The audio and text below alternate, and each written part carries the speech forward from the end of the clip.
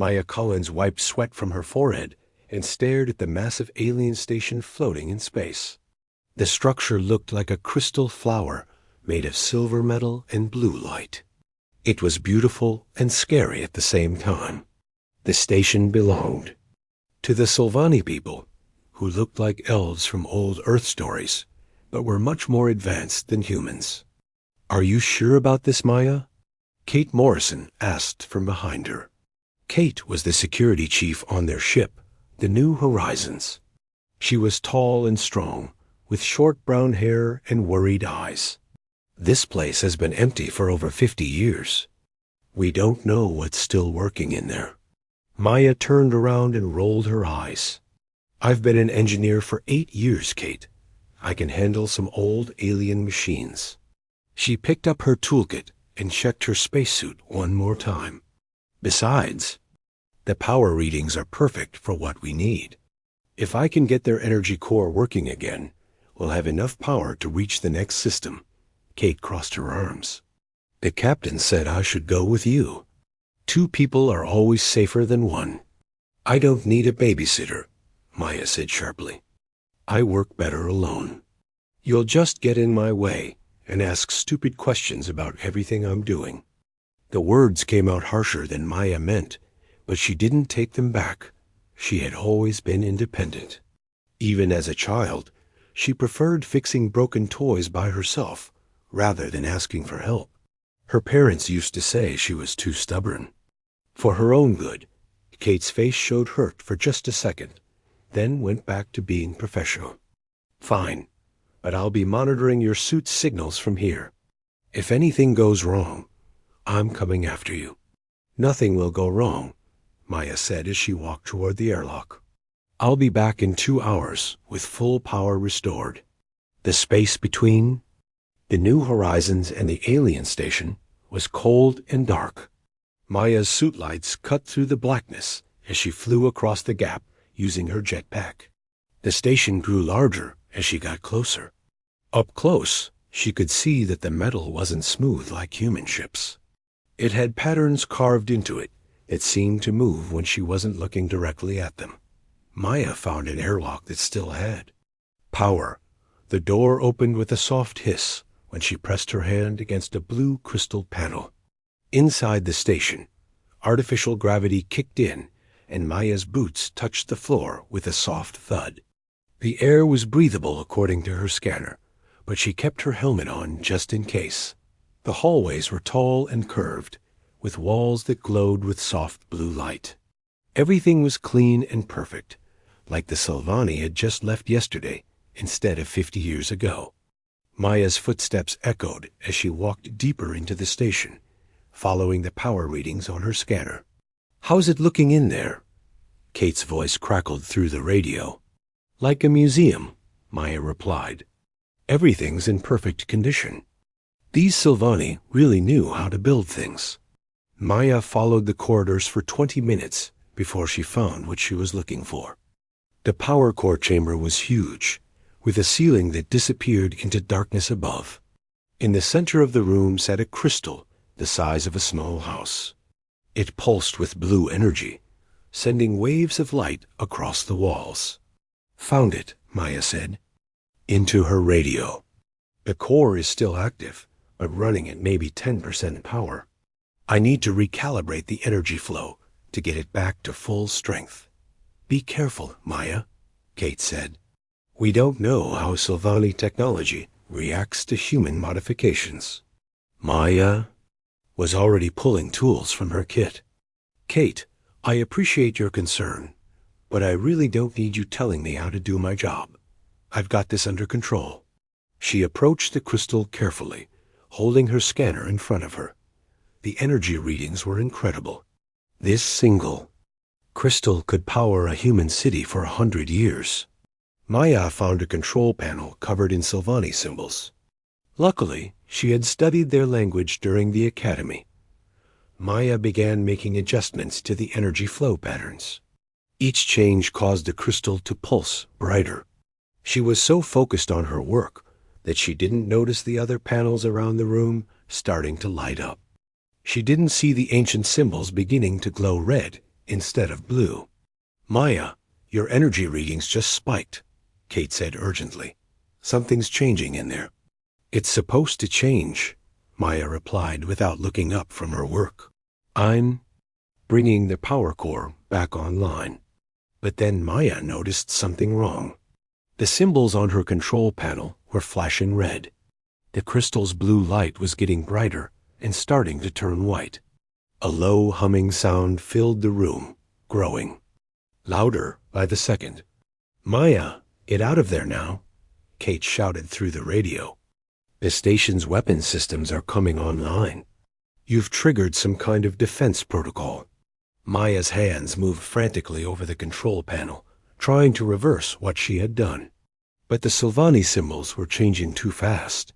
The room began to shake, and pieces of the ceiling started falling. The crystal's light was now blinding white, and the humming had become a roar. "I can fix this," Maya said, but her voice shook with fear. "I just need a few more seconds." Then the floor beneath her feet cracked. A massive piece of the ceiling crashed down next to her, missing her by inches. Maya's tools scattered across the floor as she dove for cover behind a broken console. "Kate," Maya whispered into her radio, her pride completely gone. "Kate, I need help. I can't stop it.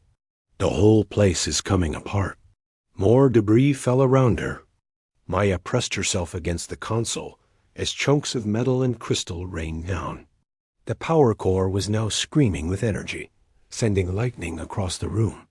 Maya realized with growing horror that she had not just activated the power systems. She had awakened something that had been sleeping for 50 years, something that did not want visitors. "I'm coming, Maya," Kate's voice said through the crackling radio. "Just hold on."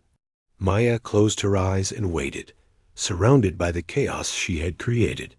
For the first time in her life, she truly understood that sometimes needing help wasn't a weakness.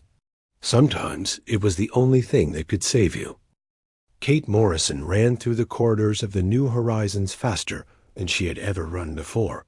Her security training kicked in as she grabbed her emergency kit and headed for the airlock. Maya's terrified voice still echoed in her ears. Kate had never heard Maya sound scared before, and that made everything worse. "Captain, I'm going after Maya," Kate said into her comm device as she pulled on her spacesuit. "The alien station's defense systems are active." "Negative, Morrison," Captain Brooks replied. "Too dangerous. We'll find another way." "There is no other way," Kate said firmly.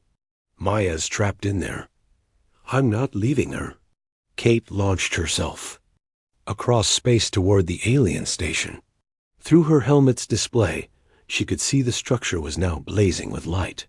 Energy bolts shot randomly from its weapons arrays, and whole sections were crumbling away. Maya was somewhere inside that chaos dot. The same airlock Maya had used was still open, but barely.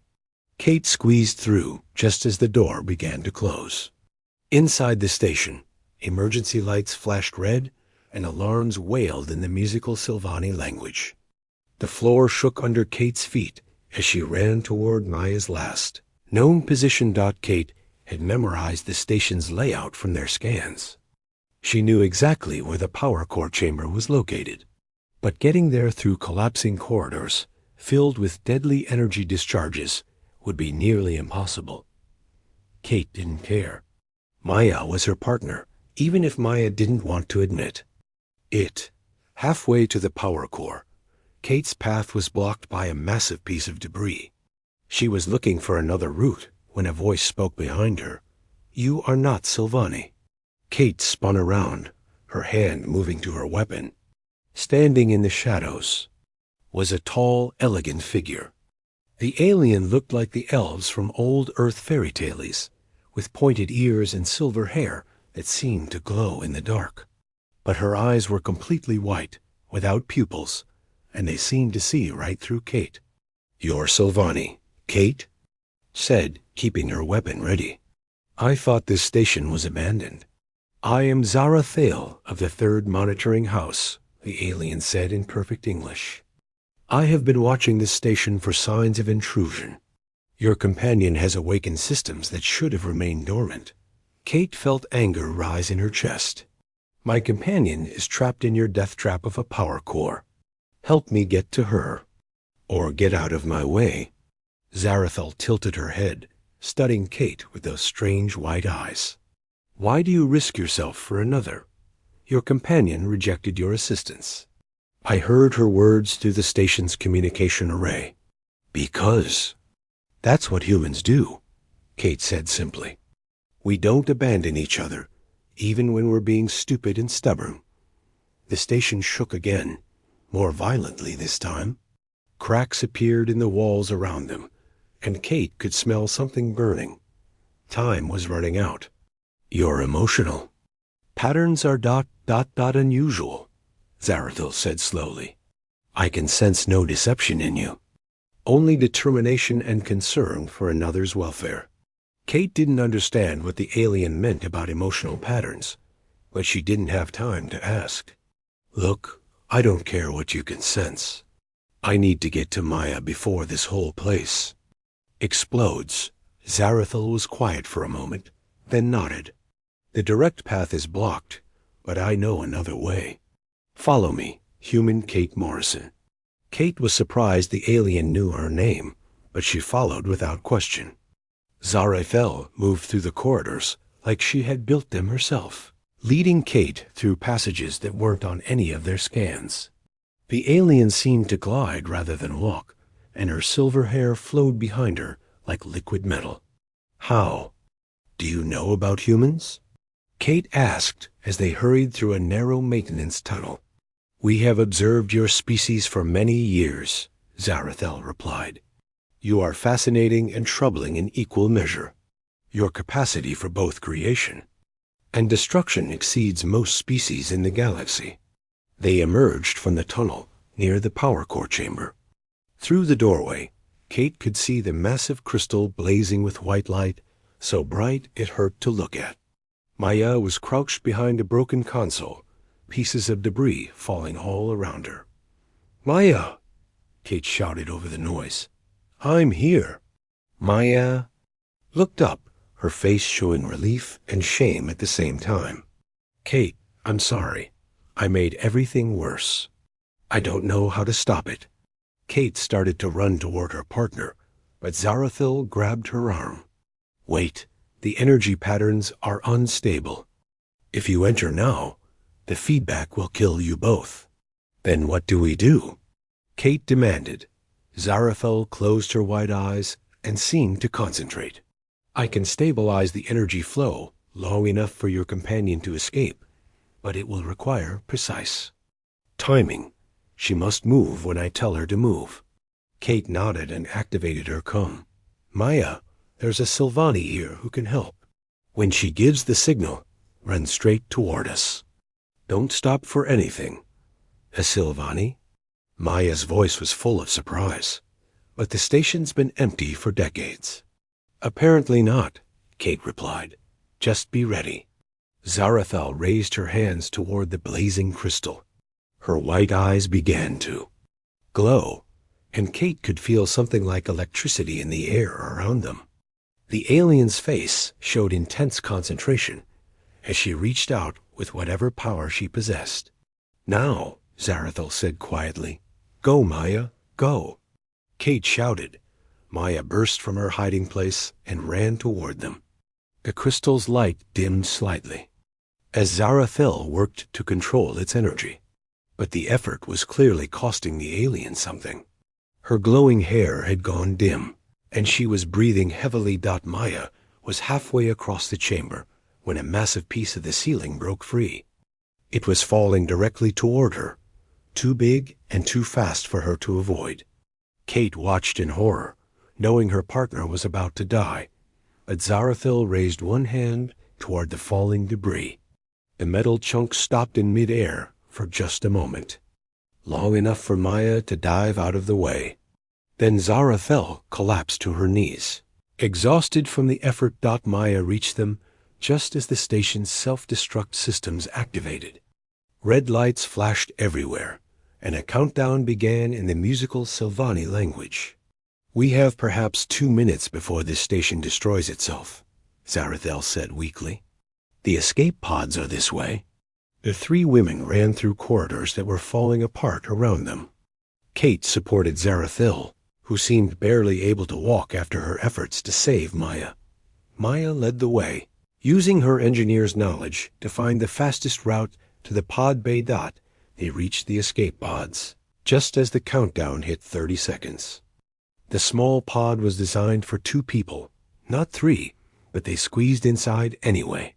Maya's hands flew over the unfamiliar Sylvani controls, while Kate strapped Zarathil into a safety harness. "I don't know how to fly this thing," Maya said desperately. "I do," Zarathil whispered. Despite her exhaustion, she reached over and activated the launch sequence. The pod shot away from the station, just as it exploded in a ball of white fire. The blast sent them tumbling through space, alarms screaming and systems failing. Maya fought to regain control, while Kate held on to both her companions. When the spinning finally stopped, they were falling toward a planet below. The pod's engines were damaged, and they were coming in too fast. Maya realized with growing dread that they had survived the station only to face an even worse fate. "Where are we going to crash?" Kate asked, looking at the world below them. Zarathil's white eyes were filled with fear. "Kethmer, the warrior planet. We will not be welcome there." The pod broke through the atmosphere, trailing fire, carrying 3 unlikely allies toward an uncertain fate.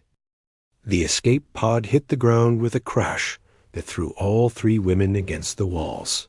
Maya's head rang like a bell, and she could taste blood in her mouth. Smoke filled the small cabin as sparks flew from damaged control panels. Through the cracked window, she could see they had landed in some kind of jungle. "Is everyone alive?" Kate asked, coughing as she unbuckled her safety harness. "I think so," Maya replied, checking herself for injuries. She had cuts and bruises, but nothing seemed broken. She looked over at Zarathel, who was slumped against the wall with her eyes closed. "How about you?" Zarathel opened her white eyes. Slowly, "My people are not built for such violence, but I will survive." She tried to stand and immediately fell back down. "Though I may need assistance." Maya felt a strange emotion wash over her. For most of her life, she had been the one who needed help and refused it. Now she was looking at someone who needed her help and wasn't too proud to ask for it. Maya reached out and helped Zarathil to her feet. "Thank you," Zarathil said quietly. Kate was already examining the pod systems. "We're not flying anywhere. In this thing, the engines are completely destroyed, and we've lost most of our power. We need to get out of here and find shelter." Maya opened the pod's door and immediately regretted it. The air outside was thick and humid, filled with strange smells and sounds. The jungle around them was unlike anything on Earth.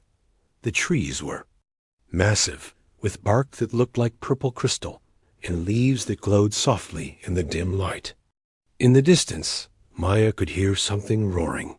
"Welcome to Kethmer," Zarathil said grimly. "This world is home to the Kethmori, a warrior race that values strength above all else. They do not welcome visitors." Kate gathered supplies from the pod's emergency kit. "How do you know so much about this place?" "The Sylvani have encountered the Kethmori in battle many times," Zarathil explained. "They are savage fighters who show no mercy to the weak. If they find us, we will be killed or enslaved." Maya shivered, and not just from fear. The temperature was dropping quickly as the planet's sun set behind the jungle canopy. "Then we need to find somewhere to hide until we can signal for rescue." They moved away from the crash site, with Kate leading the way through the alien forest. The security chief kept her weapon ready and watched for threats. Maya helped support Zarathil, who was still weak from her efforts on the station. It felt strange to be helping someone else But Maya found she didn't mind it. The jungle was full of dangers. Plants with thorns as long as knives grew across their path. Flying creatures that looked like a cross between bats and lizards swooped down at them from the trees. Once they had to hide behind a fallen log while something huge and angry crashed through the forest nearby, searching for whatever had made the noise when their pod landed. "This is impossible," Maya said after they had been walking for 2 hours. "We need food, water, and shelter, but everything here wants to kill us." Kate found a small cave hidden behind a waterfall. It was dry and well hidden, perfect for a temporary shelter. "We'll rest here tonight and make plans in the morning." As they settled into the cave, Maya realized how much she had changed in just one day. This morning, she had been convinced she could handle any problem by herself. Now she was depending on Kate's protection and helping care for an injured alien. More surprisingly, it felt natural. "I owe you both an apology," Maya said as they shared water from their emergency supplies. "Kate, I was wrong to reject your help. And Zarathil, thank you for saving my life even though I'm just a stranger." Zarathil tilted her head in that curious way she had. "You are not entirely a stranger. When I touched your mind to coordinate our escape, I saw glimpses of who you are. You have spent your whole life building walls around yourself, believing that needing others makes you weak." Maya felt heat rise in her cheeks. "You were reading my mind, not reading. Your emotions are very loud compared to most species. I could not help but sense them." Zarathil's white eyes seemed to soften.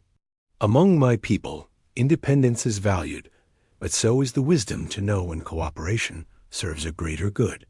Kate was keeping watch at the cave entrance. "Speaking of cooperation, we're going to need a lot of it to survive here. Maya, you know technology and engineering.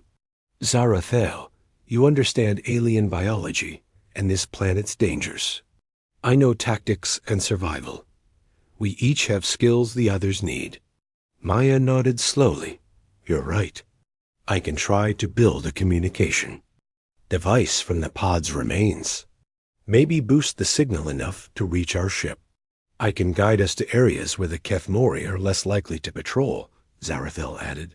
"My people mapped this world extensively during our conflicts with them. They spent the night taking turns on watch." Maya found herself talking quietly with Zarathil during her shift. The alien told her about Sylvani culture, where everyone had a role to play in the greater harmony of their society. No one was expected to do everything alone. "It sounds peaceful," Maya said, "but also a little scary.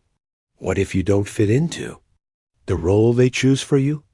Then you find a new role, or create one that did not exist before," Zarathil replied. "Harmony does not mean everyone must be the same. It means everyone contributes their unique gifts to the whole." When morning came, they began working on Maya's communication device, using parts from the damaged pod and Zarathil's knowledge of Sylvani energy principles. They slowly assembled something that might work. Kate scouted the area and found edible plants and a freshwater stream. For 3 days, they lived in the cave and worked together. Maya found herself asking for advice. Instead of struggling alone, Kate shared her knowledge of survival techniques. Zarathil used her abilities to sense approaching dangers and communicate with some of the less hostile creatures in the jungle.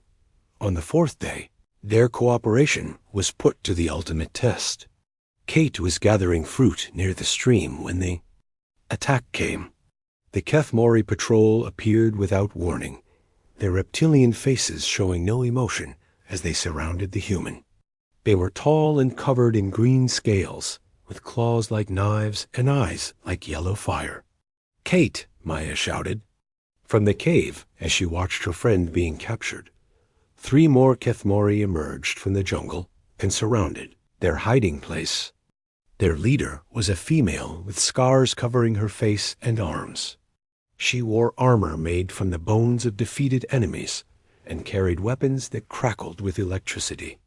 "I am Commander Vixara of the Bone Spear Clan," the leader announced in heavily accented English. "You are trespassers on Kethmori soil. The penalty is death." Maya stepped forward, her heart pounding but her voice steady. "We crashed here by accident. We mean no harm to your people." Vishara laughed, showing rows of sharp teeth. "Harm? You are prey, not predators. But you interest me, soft ones. The human female fought well when we took her. And you," she pointed at Maya, "you did not run when we appeared. Perhaps you will provide good sport before you die." Zarathil moved beside Maya, her white eyes glowing slightly. "Commander, surely warriors of your reputation have better things to do than hunt crash-landed refugees." Sylvani," Vexara hissed, her claws extending. "Your people killed my mate in the border wars. I have dreamed of revenge." Maya realized their situation had just become much worse. But she also realized something else. 3 days ago, she would have tried to talk her way out of this alone. Now, she looked at her companions and saw partners, not burdens. "We surrender," Maya said, raising her hands. "But we ask to be treated as prisoners of war, not executed as criminals." Vexara studied Maya with those burning yellow eyes. "Interesting. You bargained for your friends as well as yourself. Very well. You will all come with us. My clan leader will decide your fate." As they were led away through the jungle, Maya caught Kate's eye and saw understanding pass between them. They were no longer 3 separate people trying to survive alone. They were a team, and whatever came next, they would face it together. The Kethmori prison was carved into the side of a mountain, with bars made from the same purple crystal as the jungle trees. Maya sat on the cold stone floor between Kate and Zarathil, all 3 of them bound with energy chains that sparked whenever they moved.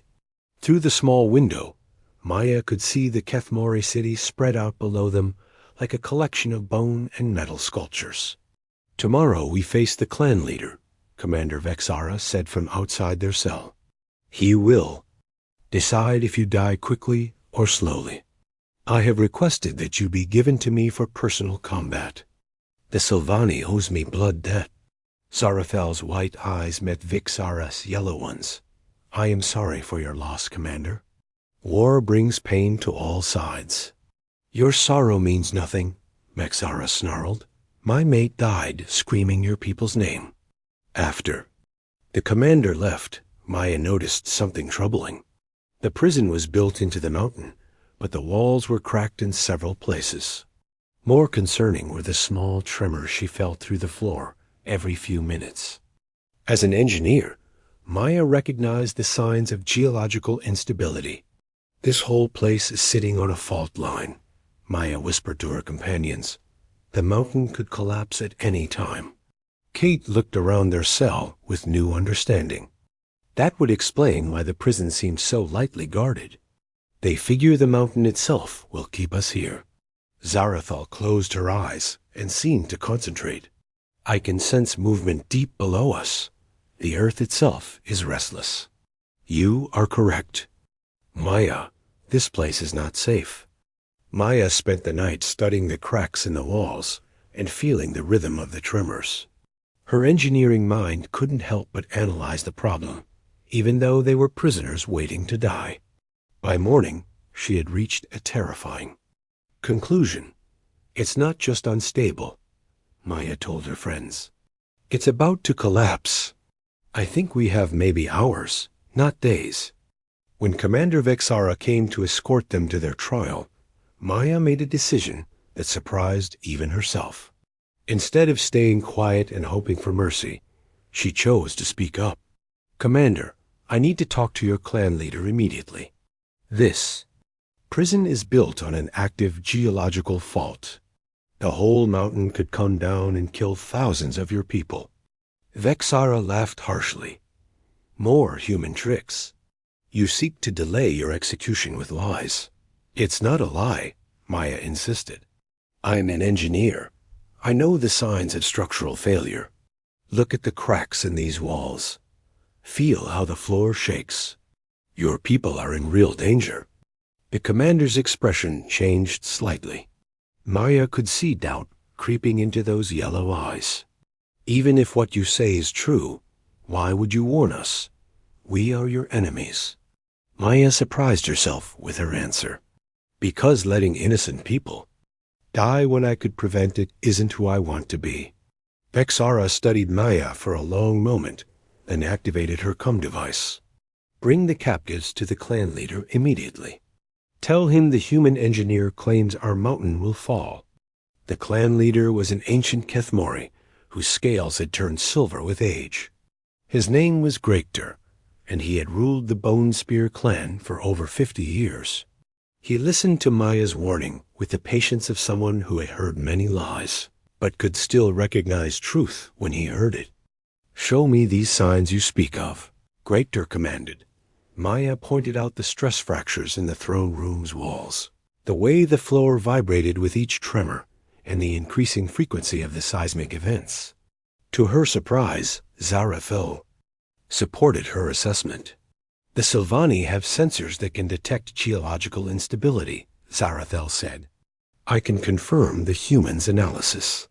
This mountain will collapse very soon. Gregtor's advisors murmured among themselves in the Kethmori language. One of them, a younger male with bright green scales, spoke up in English. Even if the prisoners speak truth, what can we do? This has been our home for centuries. We cannot simply abandon it. Maya felt the familiar urge to solve the problem, but this time she didn't try to do it alone. Kate, you know about evacuation procedures. Zarathil, your people must have dealt with natural disasters before. Can we work together on this? Kate nodded. We'd need to move the population to safe areas in stages, the elderly and young first, then essential personnel. My people use harmonic resonance to stabilize geological formations, Zarathil added, but it requires precise coordination between multiple energy sources. Maya's mind began working on the problem. We could use the Kethmori as electrical weapons as energy sources, but we'd need to synchronize them perfectly. And we'd need heavy machinery to reinforce the key support points in the mountain. Commander Vexara had been listening to their discussion with growing amazement. You seek to save the lives of those who would execute you. This makes no sense. It makes perfect sense, Maya replied. We're all people living on the same planet right now. Your survival and ours are connected. Gregtor raised his clawed hand for silence. I have lived long enough to recognize wisdom when I hear it. If you can truly save my people, I will grant you freedom. But if this is deception, you will die. In ways that make simple execution seem merciful. Maya felt the weight of responsibility settle on her shoulders. But for the first time in her life, she didn't feel alone carrying it. We'll need to work as a team. Kethmori engineers, Sylvani energy manipulation, and human coordination. It's never been done before, but it might work. The next few hours were the most intense of Maya's life. She found herself directing teams of Kethmori workers while Kate organized evacuation routes, and Zarathel coordinated the energy harmonics needed to stabilize the mountain. Even Commander Vexara pitched in, using her authority to move resources where they were needed most. Maya discovered that the Kethmori were not the savage warriors she had expected. They were methodical, intelligent, and utterly dedicated to protecting their families. When they understood what needed to be done, they worked with a precision that impressed even her engineer standards. The resonance pattern is holding, Zarathel reported as she monitored the energy flows. But the geological pressure is still building. We need more time. Evacuation is 60% complete, Kate added. But the main residential areas are still full of people. Maya looked at the readings on her improvised monitoring station. The situation was getting worse by the minute. We need to relieve the pressure somehow, give people more time to evacuate. Commander Vexara appeared beside her, covered in dust from the excavation work. There is a way. The old mining tunnels run deep into the mountain. If we could redirect the seismic pressure into those empty spaces, it would be like giving the mountain room to breathe, Maya finished, understanding immediately. But someone would have to go down there to set the charges. The tunnels will collapse the moment we trigger the pressure release. Vexara's yellow eyes met Maya's. I will go. My people's safety is worth more than my life. Maya shook her head. No, this was my plan. I should be the one to take the risk. We'll draw lots, Kate interrupted. Fair and random. But Zarathel had a different idea. There is another way. If I can extend my consciousness into the mountain structure, I might be able to guide the SE. Pressure release without anyone needing to be in the tunnels. But the mental strain could kill me. Maya looked at her two companions and realized something had changed forever. 3 days ago, she had been determined to solve every problem by herself. Now she was part of something bigger, and that felt right in a way she had never experienced before. We do this together, Maya said firmly. All of us. Human technology, Kathmori strength, and Sylvani abilities. Whatever happens, we face it as a team. As the mountain began to shake more violently, the unlikely alliance of enemies prepared for their greatest challenge yet. The ground beneath Maya's feet shook so violently that she had to grab onto the control console to keep from falling. Through the mountain's communication system, she could hear reports from all over the Kathmori city. The evacuation was behind schedule, and the seismic pressure was building faster than anyone had predicted. 75% of the population is in the safe zones, Kate reported from her position, coordinating the evacuation teams. But we still have over 2,000 people in the residential areas. Maya's hands flew over the monitoring equipment as another massive tremor shook the mountain. The main fault line is about to give way. We have maybe 20 minutes before catastrophic failure. Zarathel stood in the center of the chamber with her eyes closed and her hands pressed against the stone walls. Her silver hair was glowing brightly as she extended her consciousness into the mountain itself. I can feel the pressure building like a dam about to burst. The mountain is in pain. Commander Vexara burst into the control room, her armor covered in dust and her yellow eyes blazing with urgency. The western tunnels are collapsing ahead of schedule. My people are trapped in Section 7. Maya felt her heart sink. Section 7 housed the clan's nursery and medical facility. If those tunnels collapsed, hundreds of the most vulnerable Kathmori would die. How long until they can be evacuated? 40 minutes at minimum, Vexara replied grimly. The younglings and injured cannot move quickly. Maya looked at her readings again. The mathematics were brutal and clear. They didn't have 40 minutes. They didn't even have 20. There has to be another way. Zarathel opened her white eyes, and Maya was shocked to see tears streaming down the alien's face. I can hold the mountain stable for a short time, but it will require everything I have. I may not survive the attempt. No, Maya said immediately. We find a solution that doesn't require anyone to die. But even as she spoke, Maya's engineer mind was working on the problem. The pressure had to go somewhere. If they couldn't evacuate the people in time, they had to redirect the geological forces away from the populated areas. That meant manually, triggering controlled collapses in the empty mining tunnels while somehow protecting the residential sections. It's possible, Maya said slowly, but it would require perfect timing and coordination between all three technologies. Kathmori explosives to trigger the tunnel collapses, Sylvani energy manipulation to redirect the pressure flows, and human engineering to calculate the exact sequence and timing. Clan leader Gregtor had been quietly listening to their discussion. Now he stepped forward, his ancient scales gleaming in the emergency lighting. "What do you need from my people?" Maya felt a moment of vertigo as she realized what she was about to ask. "I need your best demolitions experts to place charges in the mining tunnels. But they'll have to stay down there to manually trigger the explosions at exactly the right moments. It's almost certainly a suicide mission." She expected Gregter to refuse, but the old warrior simply nodded. "My people understand duty. Who volunteers for this honor?" To Maya's amazement, over a dozen Tethmori warriors stepped forward immediately, including Commander Vexara. "My commander," Gregter said. To Vexara, "I cannot order you to do this." "You are not ordering me," Vexara replied. "I am choosing." These outsiders risked their lives to save strangers. Can I do less for my own people? Maya felt something break open in her chest, some wall she had built around her heart years ago.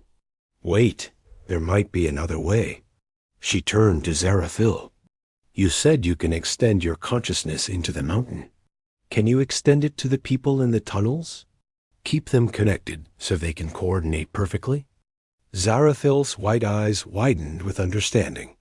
"A mental network linking all the demolition teams. Yes, it is possible. But maintaining that many connections while manipulating the geological forces, I have never attempted anything so complex." Kate stepped closer to her friends. "What about remote detonation?" "Maya, can you rig the explosives to trigger by radio signal instead of manual activation?" Maya's mind raced through the possibilities. The mountain's minerals would interfere with normal radio waves, but if we could boost the signal using Sylvani, energy resonance? "I can channel power through the stone itself," Zarathil said, her voice growing stronger with excitement. "Turn the entire mountain into a communication network." For the first time since the crisis began, Maya felt hope. But they were running out of time. Another massive tremor shook the control room, and several monitoring screens went dark. "We have to move now. Every second we delay makes it more dangerous."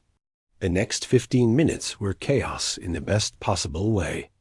Tethmori demolition experts raced through the tunnels placing explosives while Maya programmed detonation sequences on equipment she had never seen before. Kate coordinated with evacuation teams to make sure everyone was in safe positions. Zarathil stood motionless in the center of it all, her consciousness spread throughout the mountain like a web. "Charges are in position," Vexara reported through the communication system. "All teams report ready." Maya looked at her calculations one more time. The margin for error was practically non-existent. If the timing was off by even a few seconds, the controlled collapses could trigger an uncontrolled avalanche that would destroy the entire city. "Zarathil, are you connected to all the teams?" "Yes," the Sylvani replied, though her voice sounded distant and strained. "I can feel their thoughts, their determination. They are ready to give their lives for their people." "They won't have to," Maya said with more confidence than she felt. "Kate, is the evacuation complete?" "All civilians are in the safe zones," Kate confirmed. "Emergency teams are standing by." Maya's finger hovered over the detonation trigger. In her mind, she could see the sequence of explosions that needed to happen, each one precisely timed to redirect pressure away from the populated areas. It was the most complex engineering challenge she had ever faced, and she was not facing it alone. "On my mark," Maya said. 3.2.1. Mark. She pressed the trigger, and the mountain exploded, but not randomly, not destructively. The explosions happened in perfect sequence, each one guided by Maya's calculations, powered by Zarathil's energy, and coordinated by Kate's communication network. The pressure that had been building toward catastrophic collapse was channeled into the empty mining tunnels, where it could dissipate harmlessly. The mountain shook like a living thing, but it held together. When the tremors finally stopped, Maya realized she was holding her breath. Around her, Kethmori technicians were checking their instruments with expressions of amazement. "All systems stable," one of them reported. "Pressure readings are returning to normal levels." Zarathil opened her eyes and immediately collapsed. Maya and Kate caught her before she hit the floor.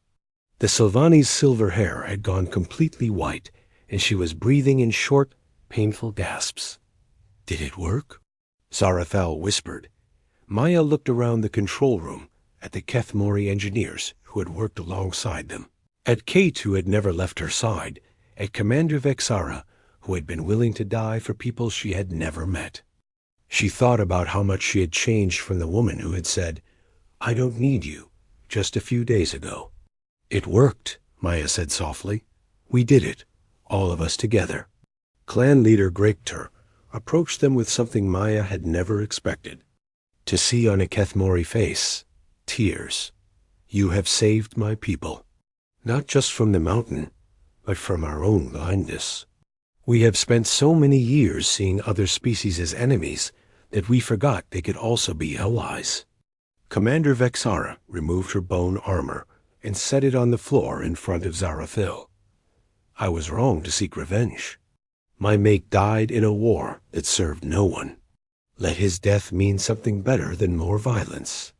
3 weeks later, Maya stood on the bridge of a new ship, the Harmony, designed and built through cooperation between human, Sylvani, and Kethmori engineers. Kate was beside her as first officer, and Zarathil served as their diplomatic liaison. They had been commissioned by the Galactic Council as the first interspecies problem-solving team. "Incoming distress signal," Kate reported. "A colony on. Rigel 7 is having problems with their terraforming equipment." Maya smiled as she looked at her friends and partners. "Let's go help them, together." She had learned that saying, "I don't need you," was not just wrong, it was impossible. Everyone needed someone, and the strongest people were those who were brave enough to admit it. In a galaxy full of different species and countless problems, the one thing that always worked was the simple human idea that no one had to face anything alone. The Harmony jumped to hyperspace, carrying its crew toward their next adventure, their next chance to prove that cooperation was stronger than any individual effort could ever be.